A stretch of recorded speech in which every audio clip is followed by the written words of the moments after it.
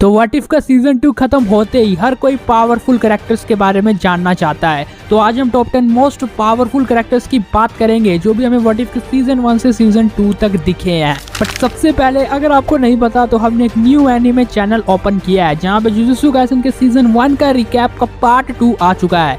Shibuya incident के 9 to 23 episode आपको इसी पार्ट में मिलेंगे। तो एनीमे फैंस उस वीडियो को देखना चाहते हो तो लिंक डिस्क्रिप्शन में सबसे ऊपर है एंड पिन कमेंट में है, जल्दी से देख के आओ।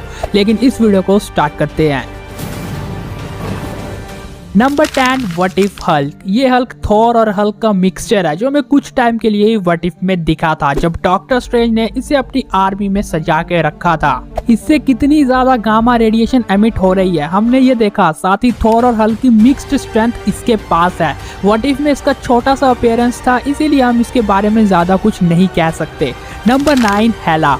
हेला को एक प्रॉपर एपिसोड मिला व्हाट इफ में जहां ऑडिन ने उसे अर्थ में भेज दिया था, बिल्कुल थॉर की तरह। अपनी पावर्स के ऊपर इतना घमंड होने की वजह से उसने थॉर की तरह उसे वैनिश कर दिया था। अर्थ में जाके सबसे पहले वो मैंडरिन से मिलती है, फिर कुछ कुंफू सीखने के बाद उसे अपनी रियल पावर का एहसास होता है। फिर वो फिर से अपने क्राउन से हेला बनती है। इस पॉइंट में हेला इतनी स्ट्रॉन्ग हो गई थी कि ऑडिन ने भी उसके आगे घुटने टेक दिए थे और मैंडरिन और उसकी आर्मी के साथ मिलके अब वो डिफरेंट प्लैनेट्स को आजाद करवाती है। Number 8 Scarlet Witch. What if में हमने 2 स्कारलेट विच के वर्जन्स को देखा है, एक ज़ॉम्बी स्कारलेट विच और दूसरा जो हमें एपिसोड 8 में देखने को मिली। हमें पता है कि केओस मैजिक का यूज वांडा करती है, इसीलिए रियलिटी को मैनिपुलेट करना उसके लिए बड़ी बात नहीं है। एंड अपनी इसी कमाल की एबिलिटी से उसने इनकर्शंस को रोक के दिखाया था। जहाँ तक ज़ॉम्बी स्कारलेट विच की बात आती है तो ये जितने भी ज़ॉम्बीज थी सबको कंट्रोल कर पा रही थी एंड अवेंजर्स के ऊपर यूज कर पा रही थी। आपने देखा ही होगा कि अकेले इसने अवेंजर्स का क्या हाल किया। Number 7 celestial star Lord.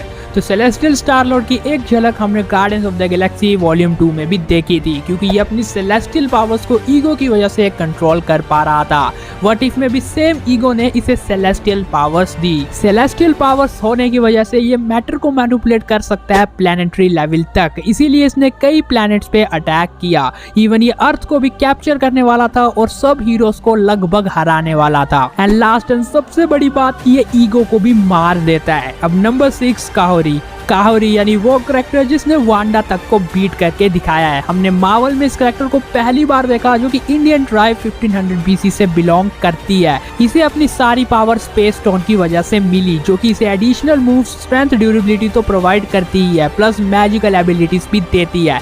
Captain Marvel की तरह ये एनर्जी को मैनिपुलेट एंड एब्जॉर्ब कर पाती है, बट ये साथ में टेलीकिनेसिस, टेलीपोर्टेशन, पोर्टल क्रिएशन जैसी मैजिकल एबिलिटीज को भी यूज कर पाती है। इसके बाद हमने देखा कि किस तरह उसने इन्फिनिटी किलमॉन्गर को हराया था एंड साथ ही डॉक्टर स्ट्रेंज से फाइट की थी। कैप्टन कार्टर के साथ मिलकर जो ये डॉक्टर स्ट्रेंज से फाइट कर रही थी, आप इसका इम्पैक्ट देख सकते हो। काहोरी ने कुछ ही टाइम में अपनी रियलिटी में पीस लाई थी, साथ ही उसने स्कारलेट विच को बीट किया था। ये म्योलनिर एंड मैंडरिन के 10 रिंग्स का यूज भी बहुत आराम से कर पाई थी डेमन स्ट्रेंज के खिलाफ। Number 5 captain Carter. अब कैप्टन कार्टर के या कैप्टन इन्फिनिटी, आप इसे कुछ भी समझ सकते हो।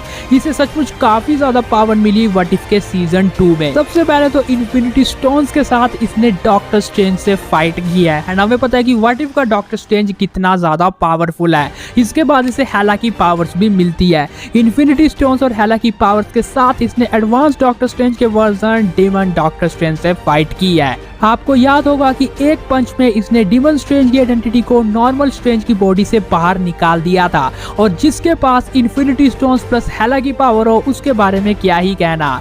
देखो यार, सचमुच बहुत ओवर पावर दिखाया इसे। Number 4 watcher. अब वॉचर का कोई बड़ा रोल तो व्हाट इफ में हमने दोनों सीजन्स में नहीं देखा क्योंकि इसका काम सिर्फ देखना है। सीजन 1 में भी इन्फिनिटी अल्ट्रॉन के साथ इसकी हमने एक फाइट देखी थी जो सचमुच माइंड ब्लोइंग थी और ये सिंगल फाइट ही काफी है वॉचर की ट्रू पावर्स को एक्सप्लेन करने के लिए। इन्फिनिटी अल्ट्रॉन इतना पावरफुल था कि उसका इम्पैक्ट मल्टीवर्स तक था एंड रियलिटी रैपिंग के पंचेस को उसने सरवाइव किया था। साथ ही वॉचर की रेस काफी डिफरेंट है, वो डिफरेंट यूनिवर्सेस या मल्टीवर्स में नजर रखता है एंड इसके बड़े इवेंट में ही वॉचर सामने आता है। तो कैरेक्टर लेवल के अकॉर्डिंग भी देखा जाए तो वॉचर के भले कम फीट दिखाए गए हो लेकिन उसका पावर बहुत ज्यादा है। अल्ट्रा विजन के जितने भी अटैक जो वो गैलेक्सी लेवल या यूनिवर्सल लेवल तक पहुंचा रहा था, वॉचर ने उन्हें सरवाइव किया है। इसी ने गार्डियंस ऑफ द मल्टीवर्स नाम की टीम को बनाया था। टॉप 3 की बात करते हैं, नंबर 3 पे है अल्ट्रा विजन। अब ये बंदा कितना पावरफुल है ये बताने की जरूरत नहीं है, वॉचर से भी एक लेवल अप, क्योंकि ये अल्ट्रॉन है विजन की बॉडी के अंदर, जिसके पास 6 इन्फिनिटी स्टोन्स हैं। अब इन्फिनिटी अल्ट्रॉन इन्फिनिटी स्टोन्स का उसकी मैक्स पावर पे यूज करता था, जिस वजह से वो रियलिटीज को शटर कर पाया था अपने पंचेस से, एंड वो यूनिवर्सेस एंड गैलेक्सीज को डिस्ट्रॉय कर देता है, एंड उसका साइज ही गैलेक्सी से ज्यादा बड़ा हो जाता है। इसकी वजह से इसको पहली बार मल्टीवर्स का एहसास हुआ एंड इसने वॉचर से लड़ाई की थी, और मल्टीवर्स के बारे में पता लगते ही ये अपनी ट्रू पावर से मल्टीवर्स पे अटैक करना चालू कर देता है। ये अपनी ट्रू पावर से वॉचर एंड डॉक्टर स्ट्रेंज के सुप्रीम स्ट्रेंज वर्जन को बीट भी करता है। खैर अब हम नंबर 2 की बात करते हैं, जो कि है स्ट्रेंज सुप्रीम। अब ये अल्ट्रा विजन से आगे क्यों आया ये मैं आगे बताता हूँ। अब नॉर्मल डॉक्टर स्ट्रेंज को हमने व्हाट इफ के सीजन 1 में देखा था, जहाँ एब्सोल्यूट टाइम को चेंज करने के लिए इसने डिफरेंट बुक्स की स्टडी की एंड डिफरेंट क्रिएचर्स को एब्सॉर्ब किया, एंड इसी से इसने इन्फिनिटी से फाइट की थी। अब ये डिफरेंट क्रिएचर्स की पावर्स को यूज कर सकता है, इसीलिए इसके पास कमाल की पावर आ जाती है। Telekinesis, teleportation, energy projection, manipulation जैसी एबिलिटीज को तो ये सोते सोते यूज कर दे। इवन इन्फिनिटी अल्ट्रॉन के गैलेक्सी डिस्ट्रॉय करने वाले अटैक को ये ऐसे ही निगल गया था, और टाइम स्टोन की हेल्प से ये टाइम को मैनिपुलेट भी कर पाता है। लेकिन अब नंबर 1 पे जो है, जिस वजह से अल्ट्रा विजन नंबर 3 पे था, यानी नंबर 1 पे एविल डॉक्टर स्ट्रेंज का एक और वर्जन, जो कि है डीमन डॉक्टर स्ट्रेंज। तो अब ये दोनों एक ही हैं, लेकिन व्हाट इफ के सीजन 1 में हमने देखा कि ये डिफरेंट क्रिएचर्स की पावर्स को एब्सॉर्ब करके बैठा है। उन क्रिएचर्स को एब्सॉर्ब करने की वजह से ये इनकी पावर्स को जब मर्जी यूज कर सकता है। एंड व्हाट इफ के सीजन 2 में हमने देखा कि इसने जिन भी पावरफुल कैरेक्टर्स को हराया है उसने इनको कैद करके यहाँ रखा है, जिसमें कई पावरफुल कैरेक्टर्स जैसे थैनोस, इन्फिनिटी अल्ट्रॉन, इन्फिनिटी किलमॉन्गर शामिल थे। लेकिन ये स्ट्रेंज सुप्रीम से डेमोनिक स्ट्रेंज बना कैसे?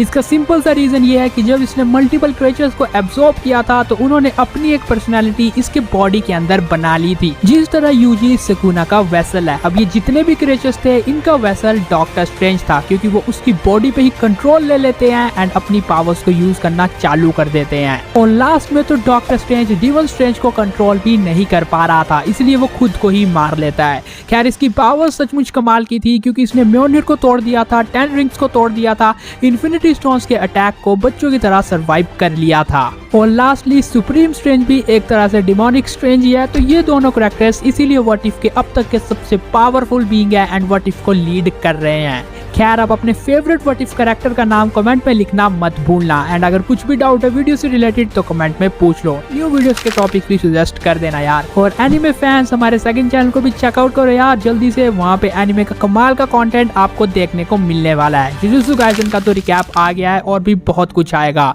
जाओ फटाफट से उसे सब्सक्राइब करके आओ। लेकिन इस वीडियो को हम यहीं पे खत्म करते हैं। अगर आपको पसंद आया तो लाइक एंड शेयर कर देना, चैनल को सब्सक्राइब जल्दी मार देना। Thanks for watching this video, bye.